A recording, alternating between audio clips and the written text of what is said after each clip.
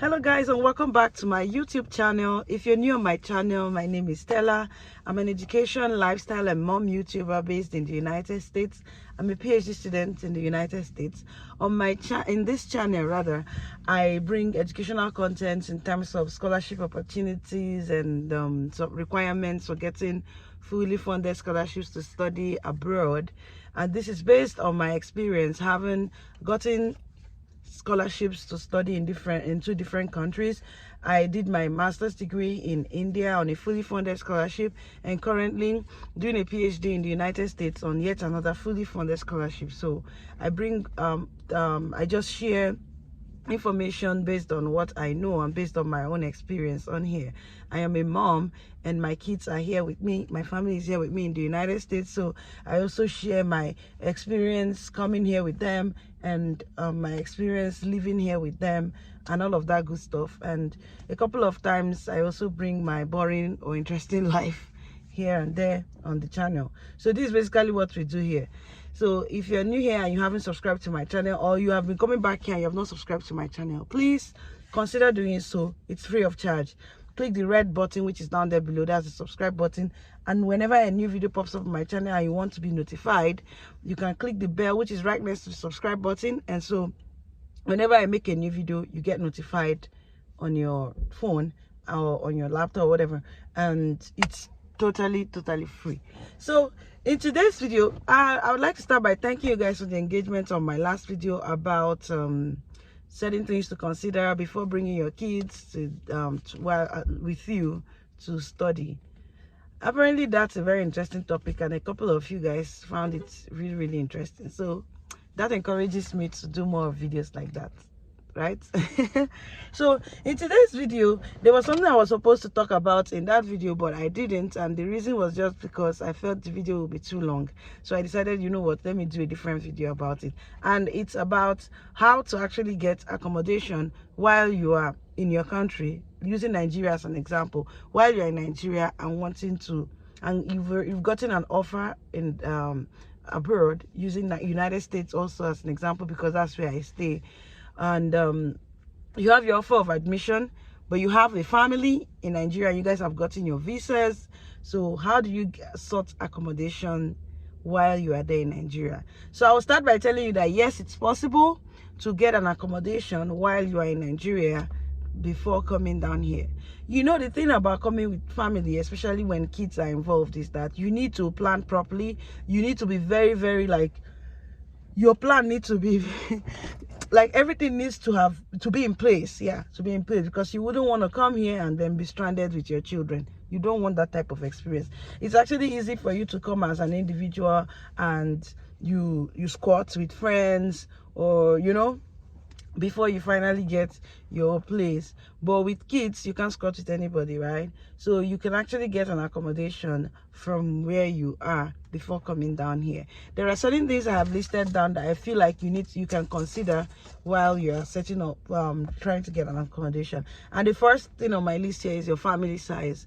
Your family size is very important before even talking about money, because over here in the United States, and specifically where I am in Texas, they consider family size when giving you accommodation. A lot of the apartment complexes, they ask you how many kids do you have, how many adults will be living in the apartment, and all of that stuff. So you need to consider your family size. If you're coming with one child, it's different from a person coming with 2 kids. It's different from a person coming with 3, 4, 5 kids. If your husband is going to be living with you full-time throughout your program, or let me not say husband, if your spouse is going to be living with you throughout your program, you know that the kind of accommodation you might want to be different from if you're just going to be by yourself with the kids. So family size is important for you to consider while getting accommodation. Another factor to consider is your budget. How much do you want to, are you ready to give out on rent? Sometimes you might have your budget and it doesn't really work with what is obtainable where you are, but then you can work around it. Let's say, for example, your budget is to pay $600 every month on accommodation, and then when you start searching online for accommodation, you realize that rents are up to $800, $900, $1,000, $1,200. So when you have considered your family size and you see an accommodation that makes some sense considering your family size, you could go for an accommodation that is 800 even though you made a budget of 600. So you have to think about your budget, because you can get a house that serves, seems not okay, it may not serve the same purpose, but the same size of house that is $800. You can get another one 1,000, same kind of house, $1,200. But of course the differences in the price tells you there will be differences in certain convenience that you might get. And that brings me to my third point, which is convenience. Think about your own convenience and your kids. What do you guys like? Sometimes when you're leaving your country to another country, convenience may not necessarily be a priority to you. But honestly, when you have kids, convenience is important, because you need your kids to be sound for you to be able to focus on whatever it is that you're doing, your studies, right? So it may not be 100% convenience. Like in Nigeria, you're probably living in a 5-bedroom apartment. Of course, you can't come to the United States and start living in a 5-bedroom apartment when you just have 2 kids, because what are you going to be doing with the other rooms? Why are you paying all that bill? But of course, that's not my business. If convenience, think about your convenience, think about your budget, and your convenience work hand in hand. So if you're convenient, if you can achieve your convenience, then why not? So of course, think about convenience, especially when it comes to your kids. Are they going to be comfortable in the kind of apartment you're getting? Because you need them to be comfortable to a reasonable extent. Another point I have here is nearness to your own school and nearness to the kids' school or daycare, as the case may be. This is very, very crucial, because you don't want a situation where you're driving from one place and driving 30 miles before you get to school. You're going to get exhausted, especially if you're like me, my husband is not here full time, like I always say. So my husband and I think about things that everything we do should be around one particular circle, and it's been working well for us, so that I don't have to stress too much traveling down, traveling there, traveling here and there. Things may change as time goes on, but first landing, you don't want to start killing yourself when you have just landed. You don't want to start stressing out when you just landed, So think about nearness to your school and nearness to the daycare. Another thing to think about, which is connected to nearness to school and daycare, is your means of movement. Do you need to use a bus, or do you need to use a train, or do you need to use a car? In my case here, the way I am in the United States, a car is a necessity, even for a single person. Although a single person can actually manage without one, but for a person with kids, if you don't have a car, it's going to be a whole lot. A whole lot. So car is a necessity for us here. So think about your location where you're going to and the possibilities for movement, because you're always on the move. I'm sweating seriously because I wind up. I don't want the noise from outside, and it's so hot. And I don't want to put on the AC because the car is going to be noisy as well. So let's just manage it like that. So think about the means of transport that you have where you're going to, and think about which one works for you. You need to think about all these things while you're still in Nigeria, not when you've landed. While you're still in Nigeria, consider all these things.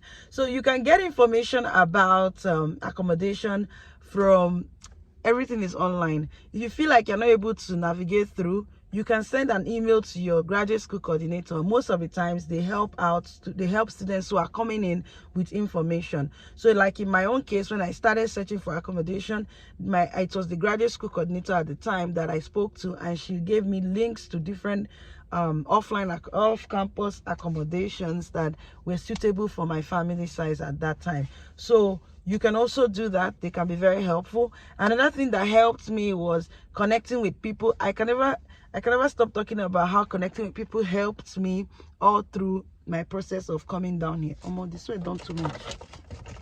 All through my process of coming down here. So connecting with people, they gave me tips on how I can get accommodation, and to the point that some of these people I connected to, shout out to them, eventually got me a place that I could stay, and I was able to make some payments through them. And so all the processes basically that I needed to do, they worked it out for me and all that. So people factor is very important. If you can get people around where you are going to, you should definitely do that, because there's nothing as good as having someone who is there to help you look at things. So you might feel like somebody may not know your taste, but remember, on first landing, it's not for me, my priority was not majorly it has to be my taste. My priority was, do you guys think that this place is good for somebody with kids? What do you think about this? I was just particular about, I have kids, is it convenient for them? Is it that? So when I came in, it wasn't like the best thing I wanted, but it was very, very, very okay for me and for my kids and I. And we've been there, it's almost 1 year. And by next fall, we'll be moving to a different apartment that we feel is a bit more convenient than where we are coming from. So you have that chances of moving around, but don't make the mistake of getting a place that will be too difficult for you to handle, especially because you have kids, because you wouldn't want them suffocating and you to suffocating. I'm using that word in terms of them being not being happy in the house, and you also remember you are a student, so you need to have time for studying, right? So if you're not able to do all of these things, it's going to be a lot of work that first year. So just try to get somewhere that is a bit convenient. You can always shift depending on how your lease is. Some lease work for 6 months. You can take 6 months, and if you feel like you like the place, you renew again. If you don't, after 6 months you leave. While some, like my case, was 1 whole year. So I felt, okay, if I could get a better place, I could still shift. And yeah, after 1 year I'm shifting. So I think I've been able to cover all points that are very important that also worked for me, and I believe it's going to work for you if you consider them. So I wish you the best as you navigate through coming over for your studies with your family. I'm with you through this. If you have any questions, you can drop it in the comment section. If you think there's anything I've missed out, drop it in the comment section. Till I come your way again, please subscribe to my channel. I remain Stella. Bye-bye.